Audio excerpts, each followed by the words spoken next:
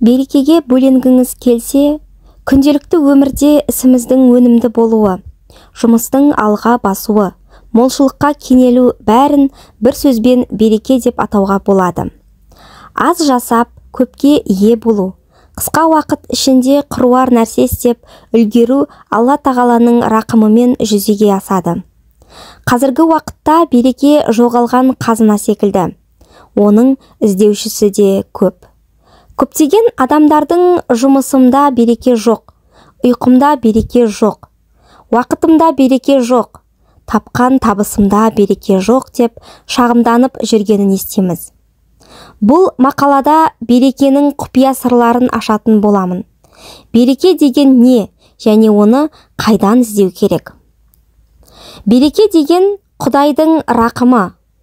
Ол бір затқа әсер етсе, оны көбейтеді. Көп затқа әсер етсе, пайдасын ұшан теңіз етеді.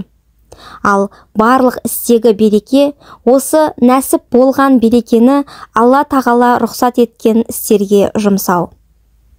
Берекенің көздері.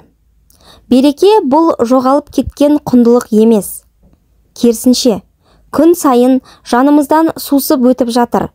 Тек соқыр көңілмен көре алмай жүрміз. Береке іздегендерге табылады. Қазір мен бірнеше берекенің көздерінің тізімін атап шығатын боламын. Біріншісі ізгі ниет. Ісіңде берекет болғанын қаласаң, ол үшін ізгі ниетті көшбасшы ет. Тарқатып айтқанда, қолға алған істің Алла разылығы үшін жасалуына мән бер. Ізгі ниетсіз жасалған іске мейірім мен рақым ұяламайды. Екіншісі тақуалық және Аллаға терең иман ету.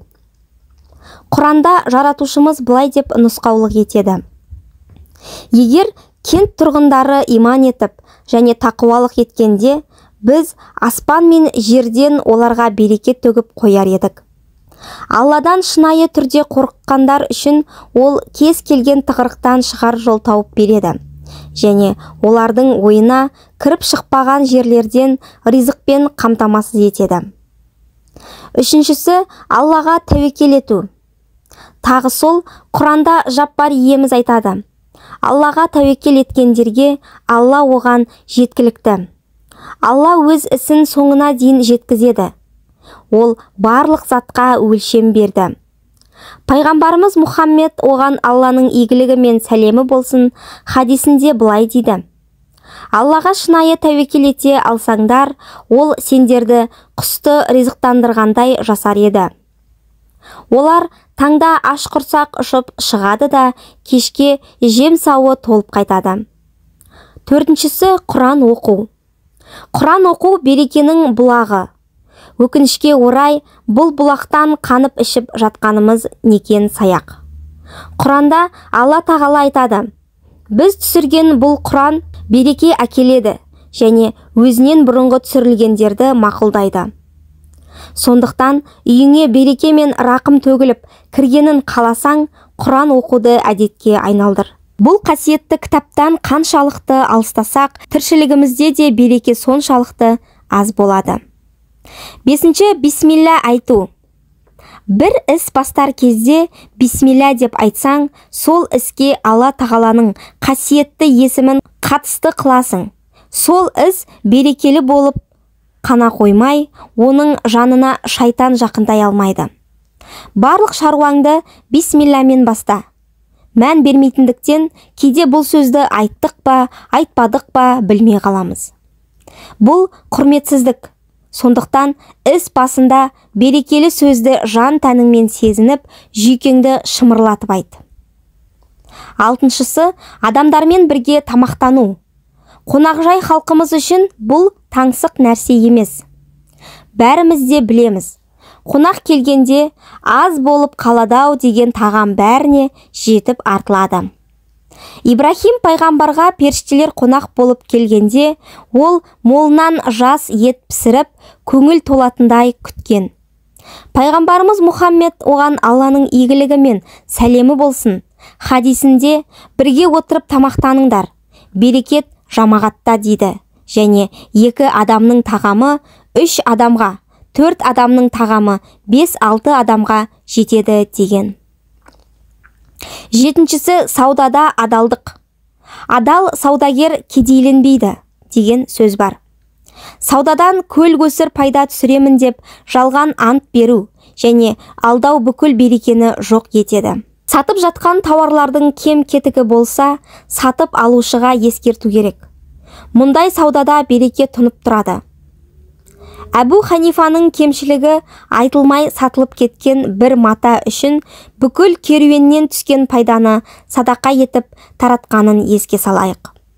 Осыншама адалдығына байланысты имам Ағзамның саудасы берекелі болып, бүкіл шәкірттерінің киім тамағын, жатын орнын өзі өтеген. 8-шісі дұға ету. Алладан береке тілеп, дұға ет. Пайғамбарымыз көптеген дұғасында өзі үшін, отбасы үшін, қонақ еткен үй иесі үшін Раббымыздан береке сұраған. Бауырың үшін Алла ісіңе береке берсін деп айту да берекеге себеп. 9-шысы адал табыс. Арамнан тапқан азықпен тамақтанған адамның буындары Аллаға бағынбайды. Кімде-кім адал ас іздесе, ол жихад жасағанмен тең. Адалды тұтынған адамның мүшелері құлшылық жасауға бейім, жақсылыққа ұмтылғыш. 10-шы барлық нәрседе Мұхаммед пайғамбардың, оған Алланың игілігі мен сәлемі болсын, сүннетіне еру. Адамзат тарихындағы ең берекелді адам ол біздің пайғамбарымыз. Оның өмір сүру стиліне еру, яғни сүннетін берік орындау арқылы бітпейтін берекенің қайнар көзін ашамыз. Мысалға айтсақ, сәресін ішу, оң қолмен және ыдыстың өз жағыңнан жеу. Айт намазына бару, тамақтанып болған соң саусақтарыңды жалау, оң жағыңмен жатып ұйықтау, мисуакпен тіс тазалау және тағы басқа. 11-ші истихара намазын оқу. Екі істің қайсысын жасаған дұрыс? Ойға алған бір істі жасағаным қайырлы ма деген секілді сұрақтарда Алла тағаланың шешіміне қалдыру керек. Яғни, истихара намазын оқып, Раббымыз қай шешімді жүрегімізге жақын етеді, соған ұмтылу. Біздің дүниелік және ақыреттік бақытымыз үшін қай істің қайырлы не қайырсыз екенін бізді жаратқан жаратушымыздан артық кім білсін? Осы бір қарапайым амал арқылы қай істе береке бар екенін анық біле аламыз. 12-ші шексіз шүкіршілік айту. Шүкір етсеңдер, нығметімді арттыра беремін деген Алланың уәдесі бар. 13-ші садақа беру. Садақа берудің кереметі оны берген сайын дүниең артады. Мал-мүліктің берекеттенуіне себепші болады. Уайым кешіп, ісің алға баспай, екі ортада қалып қойғандай сезінсең, қолымен жасаған күнәңнің кесірінен береке қашып кетсе, мұндай жағдайда берекеге тез жетудің жолы садақа беру. Садақа күнәні жояды, жақсылықты арттырады және берекенің көзі болып табылады. Дәл қазір садақа бер. 14-ші туыстық қарым-қатынасты үзбеу. Туыспен жақсы байланыста болу. Сонымен қатар адамның өмір жасын ұзақ етеді. 15-ші таңда ерте тұру. Алла тағала таңғы уақытты менің үмбетіме берекелі етті, дейді пайғамбарымыз. Таң ертеңгі аз уақытта көп іс тындыруға болады. Қазақ айтты емес пе? Ерте тұрған еркектің ырысы артық деп. Ерте тұрған әйелдің бір ісі артық деп. 16-шы үйлену. Кедейліктен қорқып, үйленгісі келмейтіндерге Құран айтады. Жастарды үйлендіріңдер, тұрмысы нашарларды Алла өзі кеңшілігімен байытады. 17-ші намаз оқу. 5 уақыт құлшылық 5 мезгіл берекемен сусындатады. 18-шісі тәубе ету. Мейірімді Раббымыздың құлында көргісі келетін амалы. Кім көп кешірім сұрайтын болса, Раббымыз оны кез келген қиындықтан суырып алады. күтпеген жерінен ризық нәсіп етеді, уайымын сейілтеді. Берекенің көздері мұнымен бітпейді. Байқасақ, берекеге бөленудің кілттері түгел қолымызда екен. Ендеше айтылғандарды амалдап іске асырып, өміріміздің бір бөлшегі етейік.